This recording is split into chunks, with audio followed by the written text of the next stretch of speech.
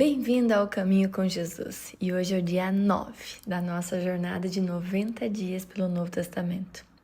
Eu sou a Jenny Almeida, cristã, e como serva do Senhor eu tô aqui pra gente mergulhar juntos na Palavra de Deus, e viver os mandamentos que Ele deixou para nós, que a gente possa entregar e levar a esperança de Jesus para todo mundo.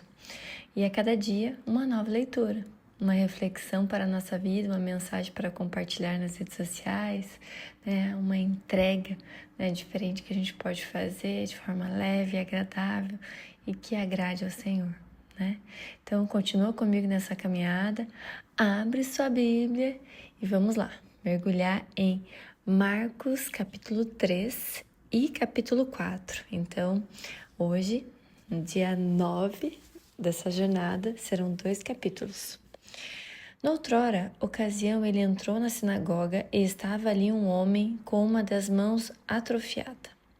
Alguns deles estavam procurando um motivo para acusar Jesus. Por isso, o observaram atentamente, para ver se ele iria curá-lo no sábado. Jesus disse ao homem da mão atrofiada: "Levanta-se e venha para o meio." Depois Jesus lhe perguntou: "O que é permitido fazer no sábado? O bem ou o mal? Salvar a vida ou matar?" Mas eles permaneceram em silêncio. Irado, olhou para os que estavam à sua volta e, profundamente entristecido por causa de seus corações endurecidos, disse ao homem: "Estenda a mão." E ele a estendeu, e ela foi restaurada. Então os fariseus saíram e começaram a conspirar com os herodianos contra Jesus, sobre como poderiam matá-lo. Jesus é procurado por uma multidão. Agora, esse é o título para começar o versículo 7. Jesus retirou-se com seus discípulos para um mar, e uma grande multidão vinda da Galiléia o seguia. Quando ouviram a respeito de tudo o que ele estava fazendo, muitas pessoas procedentes da Judéia e de Jerusalém e de Idumeia e das regiões do outro lado do Jordão e dos arredores de Tiro e de Sidom foram atrás dele. Por causa da multidão, ele disse aos discípulos que eles preparassem um pequeno barco para evitar que o comprimissem, pois ele havia curado a muitos, de modo que os que sofriam de doenças ficavam se empurrando para conseguir tocar nele. Sempre que os espíritos imundos ouviam, prostravam-se diante dele e gritavam: "Tu és o Filho de Deus." Mas ele lhes dava ordens severas para que não dissesse quem ele era. Versículo 13. Jesus subiu ao monte e chamou a si aqueles que ele quis, os quais vieram para junto dele. Escolheu 12, designados como apóstolos, para que estivessem com ele, os enviasse a pregar, e tivessem autoridade para expulsar demônios. Estes são os 12 que ele escolheu: Simão, a quem deu o nome de Pedro; Tiago, filho de Zebedeu; João, seu irmão, os quais deu o nome de Boanerges, que significa filhos do trovão; André, Felipe, Bartolomeu, Mateus, Tomé, Tiago, filho de Alfeu, Tadeu, Simão, o Zelote, e Judas Iscariotes, que o traiu. Versículo 20. Então Jesus entrou numa casa e novamente reuniu-se ali uma multidão, de modo que ele e seus discípulos não conseguiram nem comer. Quando seus familiares ouviram falar disso, saíram para apoderar-se dele, pois diziam: "Ele está fora de si." E os mestres da lei que haviam descido de Jerusalém diziam: "Ele está com Beelzebu, pelo príncipe dos demônios, é ele que expulsa os demônios." Então Jesus os chamou e lhes falou por parábolas: "Como pode Satanás expulsar Satanás? Se um reino estiver dividido contra si mesmo, não poderá subsistir. Vou repetir, me perdoem. Versículo 24. Se um reino estiver dividido contra si mesmo, não poderá subsistir. Se uma casa estiver dividida contra si mesma, também não poderá subsistir. E se Satanás se opuser a si mesmo e estiver dividido, não poderá subsistir. Chegou o seu fim. De fato, ninguém pôde entrar na casa do homem forte e levar dali os seus bens, sem que antes o amarre. Só então poderá roubar a casa dele. Eu lhes asseguro que todos os pecados e blasfêmias dos homens lhes serão perdoados, mas quem blasfemar contra o Espírito Santo nunca terá perdão. É culpado de pecado eterno. Jesus falou isso porque eles estavam dizendo: ele está com o espírito imundo. Agora, os últimos 5 versículos do capítulo 3 têm um título: A mãe e os irmãos de Jesus. Então chegaram a mãe e os irmãos de Jesus, ficando-os do lado de fora. Mandaram alguém chamá-lo. Havia muita gente assentada ao seu redor. Eles disseram: Tua mãe e teus irmãos estão lá fora e te procuram. Quem é minha mãe e quem são meus irmãos? Perguntou ele. Então olhou para os que estavam assentados ao seu redor e disse: Aqui estão a minha mãe e os meus irmãos. Quem faz a vontade de Deus? Este é meu irmão, minha irmã e minha mãe. Chegamos ao fim do capítulo 3 de Marcos. Agora vamos ao capítulo 4. O título é A Parábola do Semeador. Novamente Jesus começou a ensinar à beira do mar. Reuniu-se ao seu redor uma multidão tão grande que ele teve que entrar no barco e assentar-se nele. O barco estava no mar, enquanto todo o povo ficava na beira da praia. Eles lhe ensinavam muitas coisas por parábolas, dizendo em seu ensino: Ouçam, o semeador saiu a semear. Enquanto lançava as sementes, parte dela caiu na beira do caminho, e as aves vieram e a comeram. Parte dela caiu num terreno pedregoso, onde não havia muita terra, e logo brotou, porque a terra não era profunda. Mas quando saiu o sol, as plantas se queimaram e secaram, porque não tinham raiz. Outra parte caiu entre os espinhos e cresceram, e sufocaram as plantas, de forma que elas não deu fruto. Outra ainda caiu em boa terra, germinou, cresceu e deu boa colheita, a 30, 60 e até 100 por um. A seguir, Jesus acrescentou: Aquele que tem ouvidos para ouvir, ouça. Quando ele ficou sozinho, os 12 e os outros que estavam ao seu redor lhe fizeram perguntas acerca das parábolas. Ele lhes disse: A vocês foi dado o ministério do reino de Deus, mas aos que estão fora tudo é dito por parábolas, a fim de que, ainda que vejam, não percebam, ainda que ouçam, não entendam. De outro modo, poderiam converter-se e ser perdoados.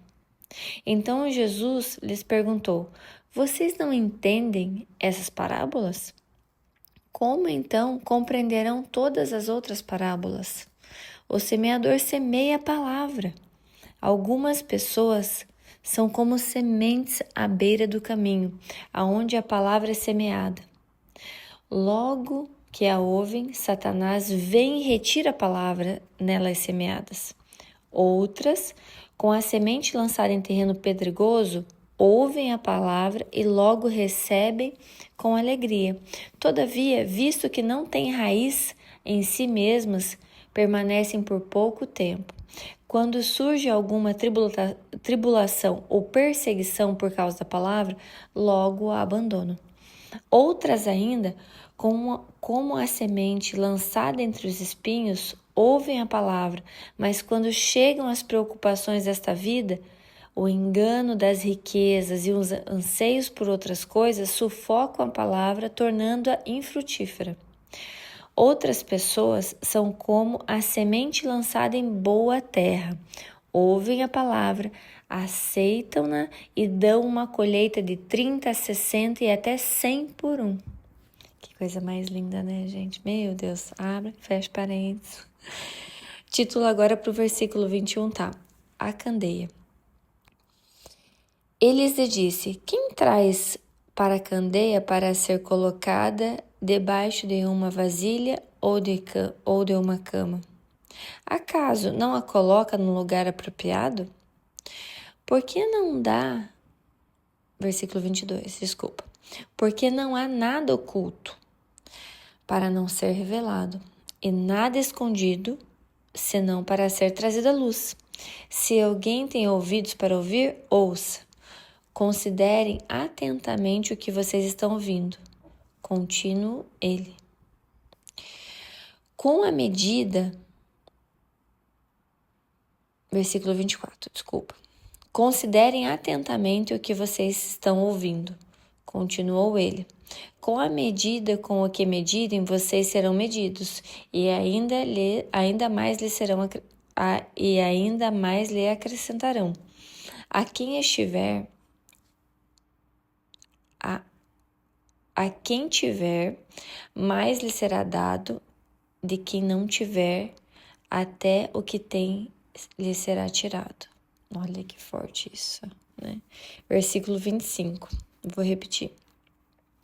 A quem tiver, mais lhe será dado, de quem não tiver, até o que lhe será tirado. Ele prosseguiu dizendo: o reino de Deus é semelhante a um homem que lança a semente sobre a terra, noite e dia. Quer ele durma, quer se levante, a semente germina e cresce, embora ele não saiba como. A terra por si própria produz o grão, primeiro o talo, depois a espiga e então o grão cheio na espiga. Logo que o grão fica maduro, o homem passa a foice porque chegou a colheita. Novamente ele disse: com que compararemos o reino de Deus? Que parábola usaremos para descrevê-lo?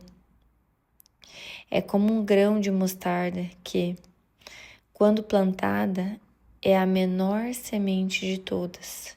No entanto, plantada, ela cresce e se torna a maior das hortaliças, com os ramos tão grandes que as aves do céu podem abrigar-se à sua sombra.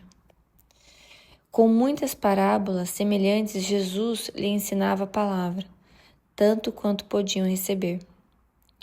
Não lhes diziam nada sem usar parábola alguma repetindo 34. Não lhes dizia nada sem usar alguma parábola. Quando, porém, estavam a sós com seus discípulos, explicava-lhes tudo. Jesus acalma a tempestade. Começa o versículo 35. Naquele dia, ao anoitecer, disse ele a seus discípulos: vamos atravessar para o outro lado, deixando a multidão. Eles o levaram no barco assim como estava. Outros barcos também o acompanhavam.